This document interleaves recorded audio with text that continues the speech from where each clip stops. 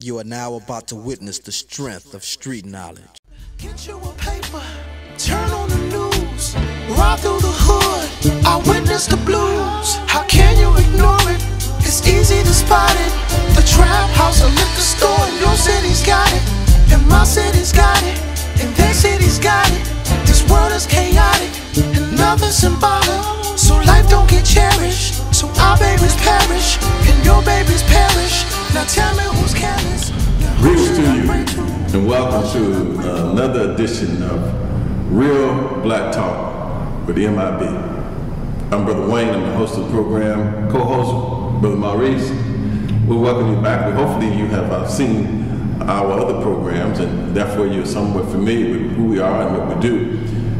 We are a mentoring company, mentors in blackness, and we are set up to approach and to reach our children, our young people. We're really interested in deprogramming and restoring their original pride. We feel like there's an absence of pride among our people, in particular our young people. Therefore, it leads to a lot of the pathologies that we see happening in our community.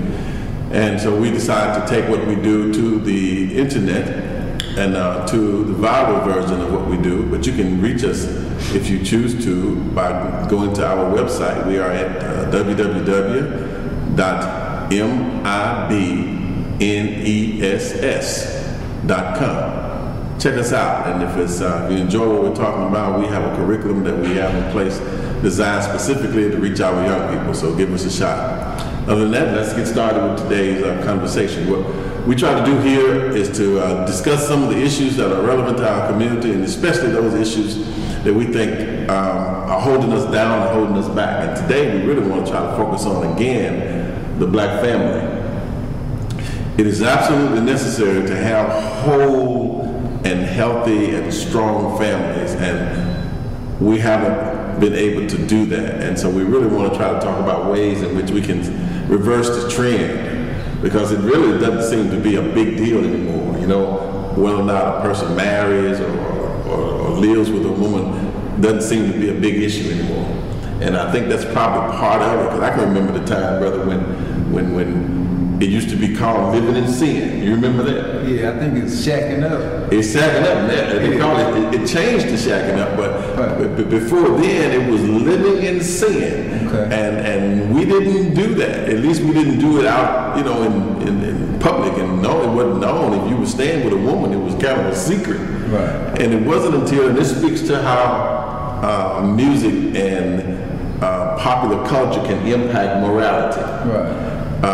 It wasn't until that song, I think it was Barbara Mason, Right. that sang the song Shacking Up. Right. And that song kind of relaxed the standard. Mm-hmm. And many of us began to shack up with our girlfriends as opposed to marrying them and making that commitment and staying in relationships and being around. So in your view, brother, what are some of the real causes, I guess we should start with, for us, for our families being so fractured right now? I think like you stated earlier, the morality, you're looking at 72% or 70%, I should say, about 70% of out of wedlock birth. And I think that what happened after we received what we call today the civil rights era, that influence started us on a journey towards getting away from our close-knit family culture. The integration you suggested? Yeah, right. So when we integrated allegedly into this greater society and started mingling, I think that we adopted a culture of promiscuity, from that standpoint. Well, what about the popular culture and the music? You don't think it played a role? Well, just like you're saying, from the hippie standpoint, we started dealing with the hippie era, the peace era. We started doing more drugs than we were customarily doing. And I think that when you got into the music, I think you go into a level of, like, what's love got to do with it? That music and those types of genres, I guess the rhythm and blues back then. Yeah, the popular culture and the movies. Look, I'm going to suggest to those of you who are viewing who are younger to look at a movie called Claudine. It had James Earl Jones and Diane Carroll as the lead characters in it. And this movie kind of showed you what happened with the welfare system and how the welfare system contributed to the breakup of the family. So by making it an economic issue to have a father in the family, right. by making it to where you would receive more money and some government support, more than the man at that time could earn if he wasn't physically in the home. Well, so you're looking at the term welfare, when you spell it backwards, is farewell to the man. And the systemic efforts to bust up our families. That's the other component to this, is what I'm addressing. So we just haven't done it on our own. There have been some help and some assistance. But what we're saying is that the family is a very important institution to the wholeness of a community. And we are not focusing as much on trying to establish the family as we used to. Right. And I personally think that not only does the popular culture impact it with the music and the like we said, the change from living in sin to shacking up, and now I don't tell them what they call it. Right. But getting married is really not a prerequisite anymore for having a relationship, and therefore it's much easier to leave. Right. And you would have children in this relationship, and still it's much easier to leave. And that's what I think one of the main things about being married is all about. I think it's not as easy to leave when you're married than if you're just living with somebody. Right, you just get your clothes and go. Whereas if you're married, you have a whole bunch of luggage. You don't just have clothes, you have furniture. Plus it's the legal stuff you got to go through. The children, you have to go through the marriage counseling and all of those things that you have to deal with divorce. Yeah, with divorce, which is not a good thing, but we're saying that it's a lot easier for people who are just living together and decide they don't like each other anymore to just go separate ways. Yes, sir. And then that leaves these children that are born to that union now without fathers in a lot of cases, or without both parents with them, and it's just wreaking havoc on our community. And in my opinion, the economic determinant is very important to the sustaining of strong black families. Now, I want to touch on something that may kind of like strike a chord or a nerve. Do you think that the liberation movement had anything to do with it, as far as when the women were able to go into the jobs that were considered men jobs or male jobs? I think that had a big role to play, but I don't think it was the liberation movement that did it. The liberation movement, or the women's liberation movement, was mainly a Caucasian female thrust. Right. But I do recognize your point about how at one point the man's major role was the breadwinner of the family. Right. And that's what really solidified his or our position. Right. Now, when the woman started entering into the workforce, and they literally started choosing the female over the man, because in one sense, you was killing two birds with one stone by hiring a black female. You were getting two minority groups at one, and saying to we have minorities and we have the females. So that's two in one. And so that did have a great impact, in my opinion, over the stable black families, because when that female became the breadwinner, man, we know things change dramatically when it comes to the role of the man in that scenario. Because if you have the male who obviously in the past was a breadwinner, and at a certain point in time he got reduced, I think that when you take that money, that resource from the man, he loses some type of fortitude. Yeah, it's a big deal, man. It's a big deal even to this day. Right. See, the national culture really remains the same. Right. It's all these other cultures that come and go.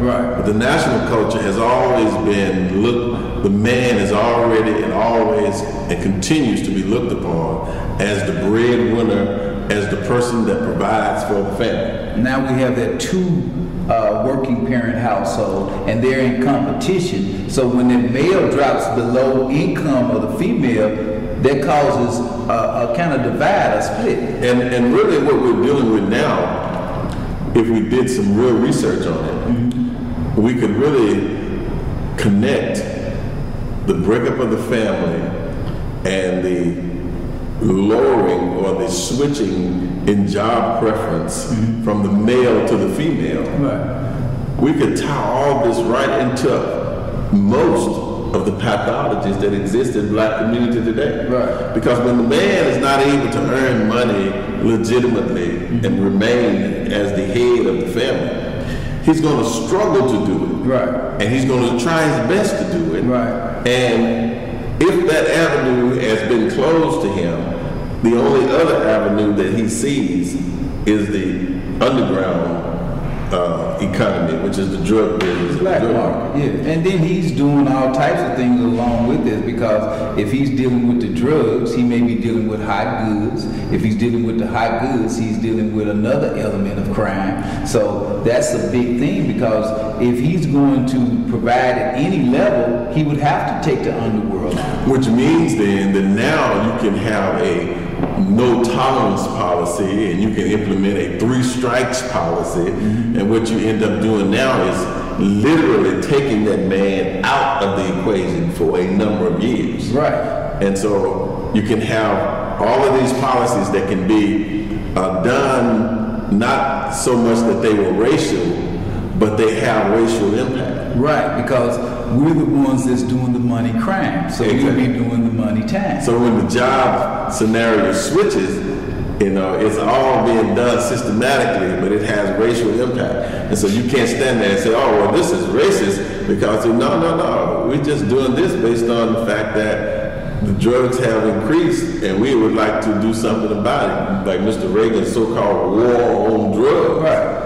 And we all know now, in retrospect, that the war on drugs literally was a war on us. Right. And putting us in doing the crazy amounts of jail time. Whole generations of young people are being raised without daddies, without a male figure in their life to check them, and the way that adolescence normally goes. I mean, adolescent behavior is always erratic. Right, because they have those hormone imbalances and they doing whatever they think. And I want to add to what you were saying earlier with that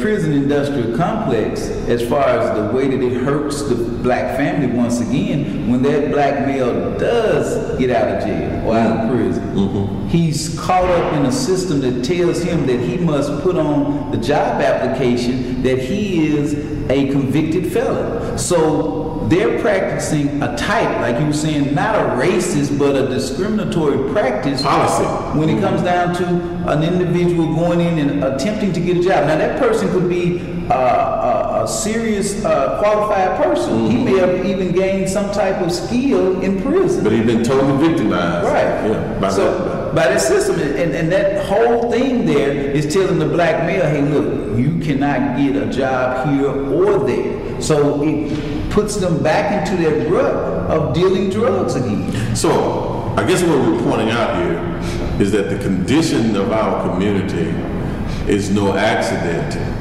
and that there is thinking that goes into the policy making that has the kind of adverse effects that we are witnessing. So what we have to do is to do thinking to reverse it. Right. We have to have actual strategy that we implement based on the strategy that is being used against us to reverse. Right. And so what we're saying is, what can we do to strengthen the family? What can we do to offset the policies that impact the family? And in my view, one of the main things that we can do, because we know that the economic determinant is very essential to holding a family together. We have got to think, how do we create jobs in our communities for ourselves? There is no other way around it, because ultimately what we're doing, since a job in America is the very essential part to happiness in life, a job, being able to earn money and provide for yourself, since that is very essential to American happiness in life, then why are we in a position where we're dependent on other people to provide jobs for us? Right. That doesn't make any sense. And we should be able to make that assessment real easy right now. Right. And say, listen, because what happens is that when that person, let's take the person who gets out of the penitentiary and who has literally rehabilitated, and may come with a skill or some kind. But he's still at the mercy of the employer. That person has to feel good about hiring him. And let me give you this anecdote. I don't know whether you've heard it before, but I use this to explain the condition that we're in as a people. I asked the question, I say, listen, let's say you, or in this case, Brother Maurice, you are the president of the company, you're the CEO of the company, and you have a decision to make on a very important position for your company. It must be filled immediately. And you've taken the resumes and you've done the interviews, and it comes down to two equally qualified people. They're equally qualified. They've been to the similar institutions of learning, higher learning. They both came out at the top of their class. The only difference in these two people that you have to choose between is that one of them is a black candidate and one is a white candidate. The question is, which one do you hire? It would depend on what color I was as the one. You. I'm talking about you, Brother Maurice, today. Well, we've been conditioned to hire the white guy. Oh, no. I ain't talking about we. I'm talking about Mr. Maurice. Oh, I would go ahead and hire the black guy. Okay, you would hire the black guy. Just like I would hire the black guy. But the people who have been conditioned, you're probably right, they wouldn't. But the point is that everybody in that scenario would choose the person that they are the race of. That's not racist. That's natural. And now, we have to talk. Oh, okay. This is the point we need to do our disclaimer. Like I said, we don't do disclaimer. Somebody just clicking through on the videos, they would just think, oh boy. We try to do a disclaimer with each show because we know that we cover subject matter and territory that is racial in content. And some people sitting in viewer land will tune in late and don't hear what we're trying to make and say, oh, those guys are racist. Well, we're not racist. And we're not any of those isms that go along with phobias and that kind of thing. We're not racist. We're not bigots. We're not homophobic. And we're not anti-Semitic. Not anti-Semitic. We're not anti-Caucasian. Not anything. All we are attempting to do, and what we are doing, is a real thorough move in chess. We're making sure that the people thoroughly understand what they're up against. Against, that's a good point. Because we know, Brother Wayne and I know, that there is a hidden hand in our demise. Absolutely, and it is my belief, and as well as Brother Maurice's belief, that I believe that if we knew, then we would respond. If we knew what the machinations were surrounding our condition, then we would adjust. So there are people who are doing their part, and that is we're trying to explain what is taking place for us so that you can get a better grasp of what is happening and not be discouraged from pursuing your own best interest by them giving you a label. See, we don't want to be hamstrung with our opinion and our assessment of what's happening because somebody will give us a false label. Don't worry about that. You know in your heart, and we know in our heart that we don't exist under those false categories. And so that's why we use our disclaimer to do that. But the point I was making with the person that we hired to dramatize our condition is that we're in the condition of being at the mercy of the white community because they are the ones who are creating the jobs for us. And anytime you have a situation where you have a person that's equally qualified for the position, that person sitting behind the desk will do the normal thing. And that is, they will hire the person that they feel most comfortable with.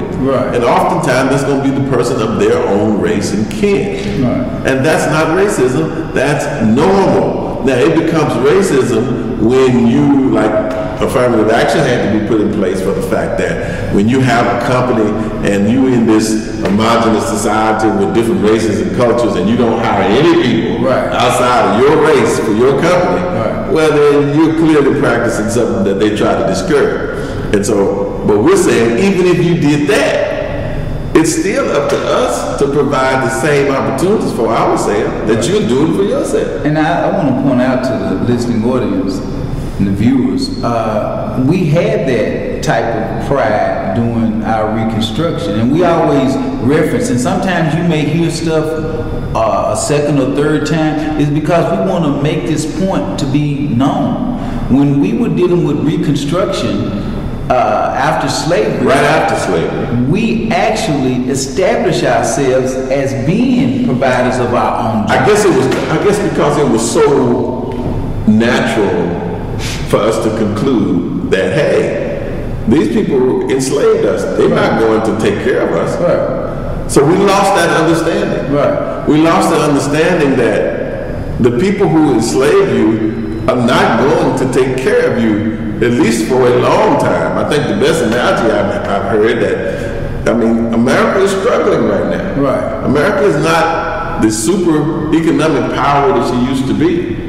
And you know, when a person starts to stumble before they fall, if there's anything in their hand, They're going to release it. they're going to drop that Right. and begin to prepare to break their fall. Right. And so in essence, we've been in the hands of America. They've been carrying us, employing us, doing all that they need to do for us. But now in their stumble, they're letting us go. Service. And it is our responsibility, and in particular, the educated class of our people, to step up, to come to the table, and to provide your expertise and your knowledge to create jobs for our community. Matter of fact, we should start to measure our people's success by how many people you employ. Right, and then you need to see it in writing. Just not measured, but it needs to be a report that says, hey, this is what's going on with that particular individual. Let me dramatize another point for you. I was in a conference in Memphis, Tennessee. We're broadcasting from Little Rock, Arkansas. I was in a conference in Memphis, Tennessee of intelligent people. The whole group was probably educated, college-educated people who graduated from college. And so I was making the point that, listen, we are the people that our people are dependent upon. Right. So I said, let's see by a show of hands, and the auditorium was relatively full. There was maybe about 250, 300 people there. Okay. By a show of hands, let's see if you employ anybody. Okay. Not that you are the manager of the store that employs somebody. No, if you're the person that's signing the check. Okay. If you employ some person to sign their check, raise your hand. Right. Out of 300 educated people, about 5 people raise their hand. The point is that the educated class are supposed to be the stewards or the captains of industry or the entrepreneurial class for the rest of us. Right. And if they're not performing that duty, then who's doing it? No one is. And that's why we're in a condition right now where jobs are needed, but jobs are not readily available for us. And just like you stated about those particular skills such as welding, plumbing, construction, carpentry, and all those particular trades, if we don't learn those trades. And that's what we got to reverse. Right. That's what we're doing now. That's what we're putting forth as one of the solutions. See, follow us. We're dealing with the breakup of the family and reasons why, and then we're trying to come up with counters to that reason. And we said the reason why, the main reason is that it's difficult from an economic alternative, an economic perspective, to hold families together. Right. When the man is not employed, right. When he's not working, and then he goes out there and make the dumb move of trying to get into the drug business, and then goes to jail, and these are gone. So what we're wanting to do now is to reverse that trend. And one of the things that we have to do, we've made the call. The educated class, the talented 10th that W.B. Du Bois called us, you have to create jobs. You cannot be satisfied with you sitting on your own job, getting your check, taking your vacation, and you're responsible for nobody other than your own personal family. That's great, and we applaud that, but you are part of the intelligentsia. You're supposed to create the jobs for us. Secondly, what we've got to do, I'm talking to the laborer class, I'm talking to the rest of us. And I love to say this because I got it from Tony Brown. Right. He said most of us are average. We got a few geniuses, right, and a liberal sprinkling of fools. Right. So now I'm talking to all the average of us. Listen, We've got to get back into the trades. We got to go to the direction that Booker T. Washington implored us to go. Right. We got to skill. We got to get back into the construction trade. We got to quit overlooking the plumbing skills, the carpentry skills, the electrician skills. We got to emphasize that to our young people. And I'm gonna tell you that once you look at this thing and make a comparison, look at in some of your cities back 30 years ago, you may have not seen Mexicans. Okay? That's true. Now, closer to California, closer to Mexico, you would have seen them. But now, certainly not here in the Southwest. Right. So now we're seeing more and more Mexicans in the trades that we're referencing. And what we have to do is do an honest assessment. How did they come in within 30 years, start to take over and go and do for self? Because they're starting businesses. They're starting businesses at an alarming rate. And that's not a bad thing for them. But it is a bad thing for us because we have done nothing in the past 30 years. It's a good strategy that they implemented, as I always saying. It's a good strategy. Yeah. See, they came in with the skills to do it. And what happens when you're in the construction business, you're not interested in how a person looks. Right. You don't even really care if he understands the language. Right. You just want to know, can he put a roof on that building? Can he lay some bricks? Can he lay some bricks? Can he do some carpentry work? Do they know how to do the floors? And they're getting into plumbing now. That's right. And so that's a good strategy to take, and we've got to take that same strategy. And even in our strategy, the strategy that we implemented, it would be easier to implement because we have communities that need repair. Right. We're the ones that have the most disrepair. All we have to do is go to work right in our own communities. And start building all those empty lots, all those dilapidated homes that could be really taken care of with a little cosmetic love, and you can do that for yourself. We put pressure on our politicians to say, listen, quit crying about these laws that they're trying to implement and just say, look, we need our money. Give us our money. We got skilled laborers ready to go to work. Just get our money, and we can pay ourselves, and we can go to work and rebuild our communities. So that's just a strategy that we could implement. And adding to that, we have to go back and think about our children. When we deal with this black family issue, the reason why you see our youth today wilding and doing some of the craziest things is because we do not have the black family intact. Nor do we have opportunity for them. I mean, let's be honest.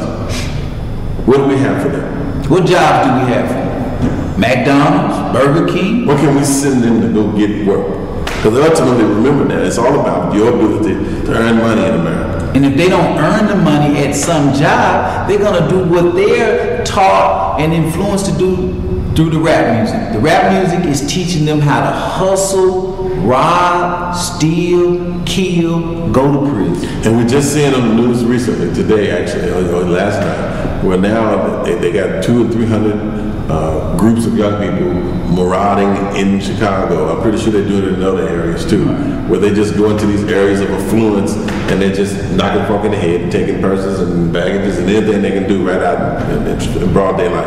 And the fear is that, see, this kind of behavior, we're going to turn it in on ourselves. Right. And that's why, y'all, we have to have a strategy that includes an economic imperative. We've got to create job opportunities. We got to quit thinking that the government is going to look to us to do it. We got to quit believing that Mr. Obama is going to pass some kind of bill or some law to save us and do it. He's not going to do it. He can't do it. And so therefore, we need to quit looking for that to happen. We're not getting any handouts, is what he's saying. That's over. So since we know this, since we have the knowledge, there's, as a brother would say, a plethora of information out there. We have all of these gadgets. We have all of these accesses to different types of information.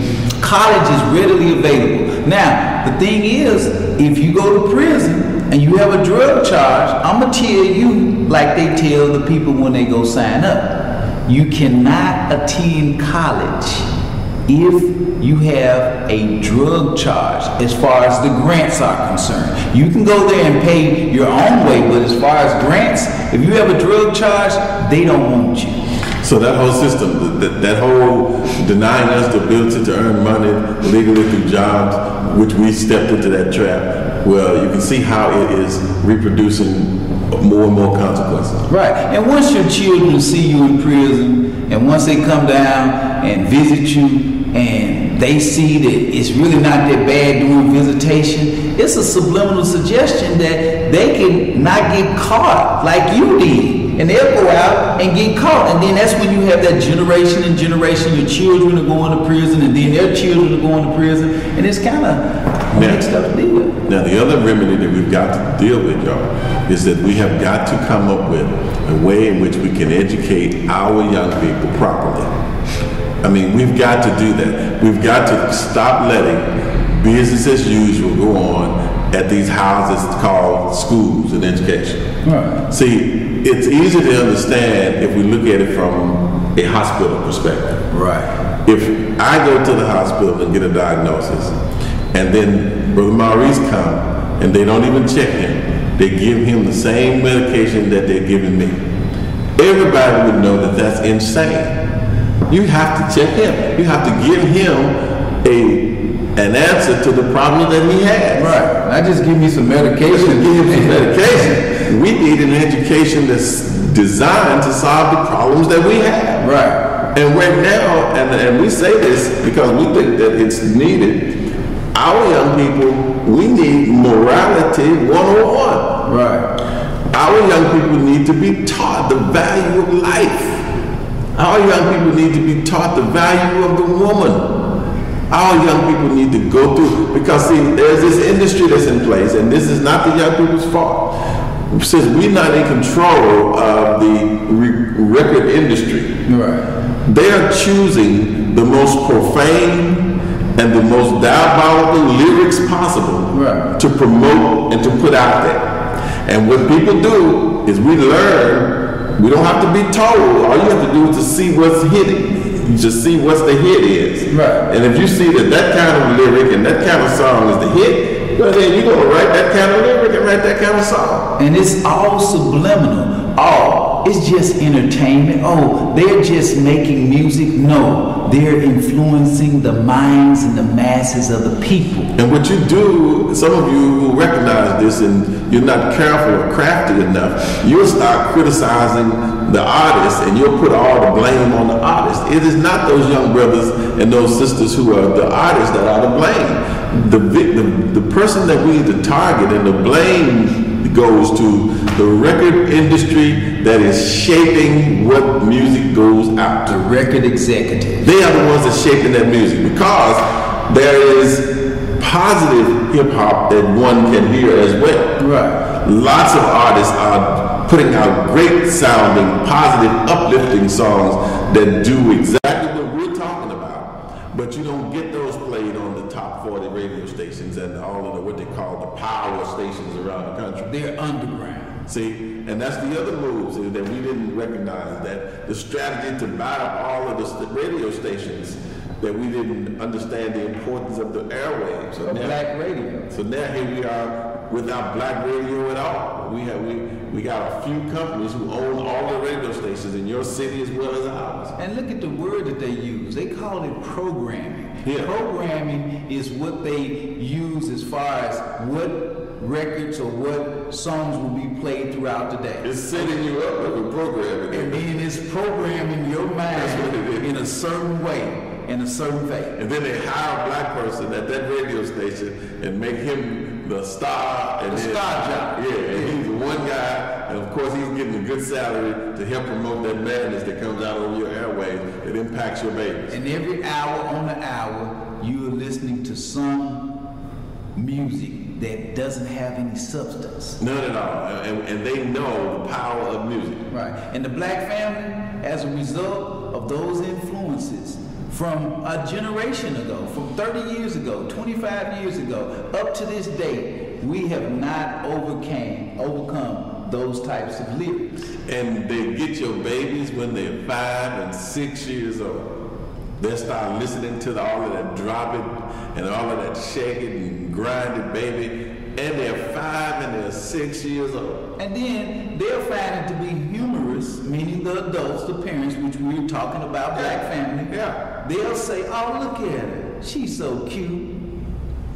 So, all we're pointing out, brothers and sisters, is that you have got to get off the sideline. You've got to recognize that our condition is not an accident.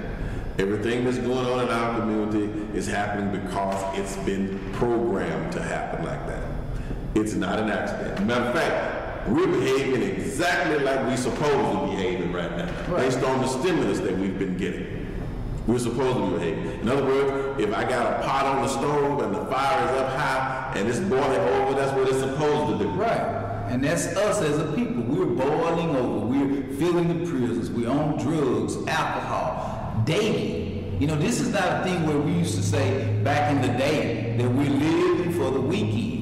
We're actually doing it daily now. There's no such thing as we're going to wait until Friday when we get paid, when we get off, we're going to have a good time over the weekend. Now we've changed that to every day of the week. And ultimately, there's an individual thing that you've got to do. You've got to accept the responsibility that, first of all, I've been mistaught, I've been misled, I've been miseducated. You got to start the process of learning yourself. Then you got to develop the discipline to live the life based on the truth that you now have.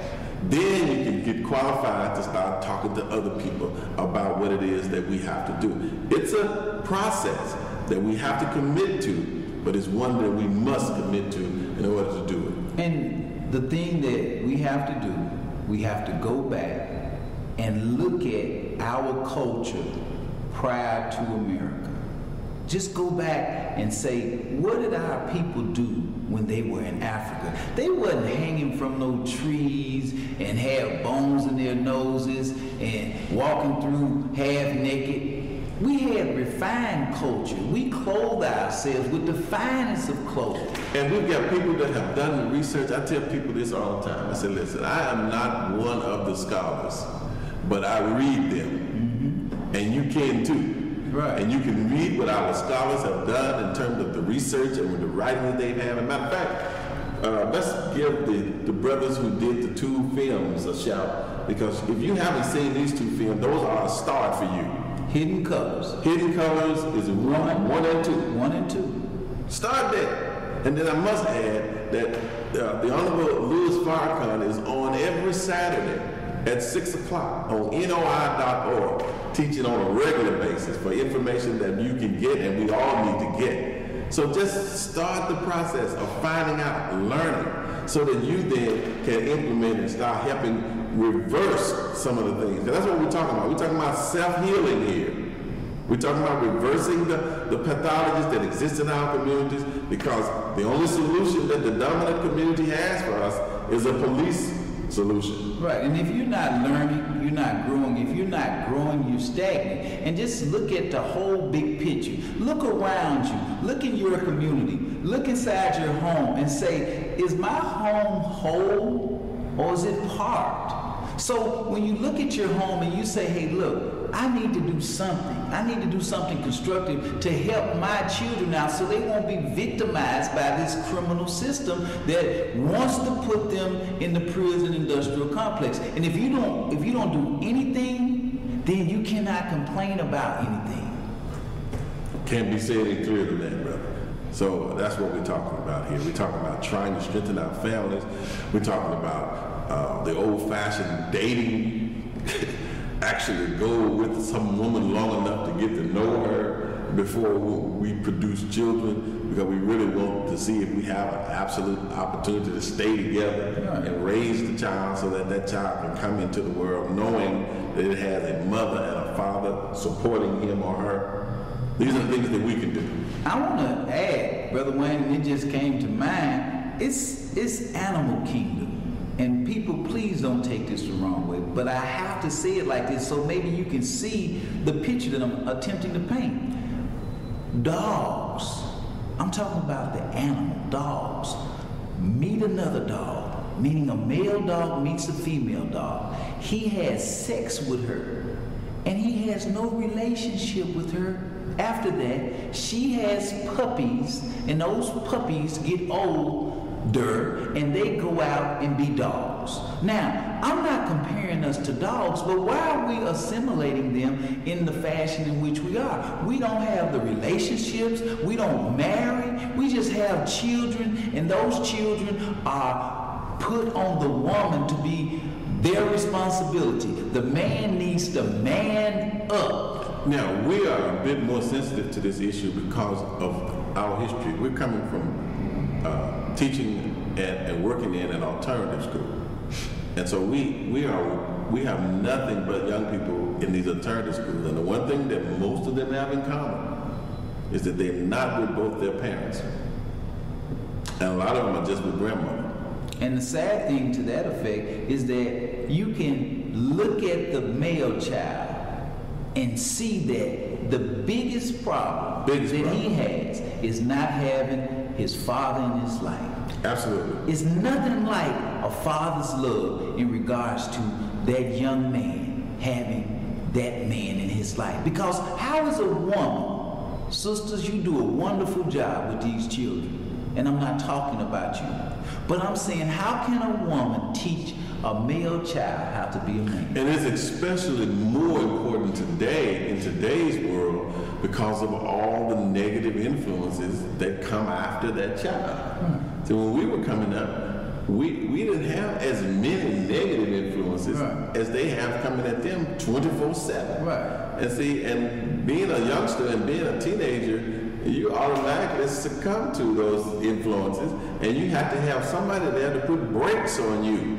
They said, no, you're not doing that. Right. And without that, you're out there, and next thing you know, you done made that mistake. And you're just 18, and you're just 20 years old. Right. You haven't even begun to become the person that you're going to be. And you've already been mated, checkmated. So that's what we're trying to prevent. And the thing is with the rap videos, and I'm not bashing, Brother Wayne and I came up on hip-hop culture. And it's that certain element, which we mentioned earlier, the executives, the ones who have the big money. They put those $1 million videos out there for a reason. They have a real serious agenda. They want you to be influenced by that material wealth to the point where you're going to go out and try to get it. Young men, young women, we cannot afford to take that type of chance. The mothers, the fathers have to teach the children how not to be in a situation where they're influenced by all of that foolishness. Well, it's a double whammy because it's already in us to want the best. And it's just that we're talking two levels here. We're talking about control of the consumerism, but we're also talking about putting ourselves in a position where we can do it, but we won't be able to do it in the right way. Right. Because in the wrong way, they got a place for it. This mass incarceration that we got going on is for real. They're wiping our communities out with that. They're taking all the men away from the community, and the babies are growing up fatherless, and they're just getting wilder and wilder. And then we'll come up with a program of some form, and that's not strong enough to do what we need to do. And look it up. You have to look at the numbers. When you're in a city, they have city police, they have state police, they have federal, and they have county. And then you have the snitches and informants that are there to provide information to those other law enforcement agencies. So it's a crazy numbers game. You are not going to win, young man, young woman, in this type of numbers game. You're bound to catch a case. Right. Listen, we hope that we have touched something in you who are tuned in, and we hope that we are inspiring you to at least begin the process, okay? And if you begin the process, that's worth all the gold that we have. But we also want you to look us up and perhaps give us a call to come to your city, to your town, and to bring our curriculum, and we'll work with your young people, whether you have an organization or community-based organization or come to your school or whatever. We want you to go to www.mibness.com and check us out, give us a call, and bring us to your town, and we can do what we do, which is to work diligently to restore original pride back in our young people. Anything we need to close out with? I think that we need to mention that you do have a Respect for Life radio program. The radio program, thank you. You can tune in also on Sundays, any Sunday at 8:30 Central Standard Time with the live version of a Black Talk radio program called Respect for Life. And we're at kabf.us. You can go to kabf.us, hit listen live, and you can even call in and give your version, give your opinion on what's being said and what's going on. It's a wonderful thing. Okay? Continue to look for us. We'll be back next time. We hope that you've enjoyed what we have to present to you, and we really appreciate your time. Write us and let us know. Write up and tell us what you think of the program. Give us some guidance and some instruction on topics you think we need to cover, and we would like to do that. Again, this has been Real Black Talk Radio with Real Black Talk. You put that out there. Real Black Talk with MIB. I'm Brother Wayne. And we are Unleashed. I'm Brother Maurice. We can Thank you. Peace. Peace. As we know that heaven is not a place, and happiness lives in the heart. Long as the world keep turning, our duty is to keep on learning. You heard? Keep on learning. It's soaking up game. We gon' make mistakes. We gon' go through something. Keep on growing. Keep on soaking up game. If something ain't working, don't be afraid to change. Nobody know it all. As soon as you think you do, that's when you fall. We got to do more to survive. We must evolve. Things change just when you think you've seen it all. We trip, we stumble, but we get back in stride each day all the way. Once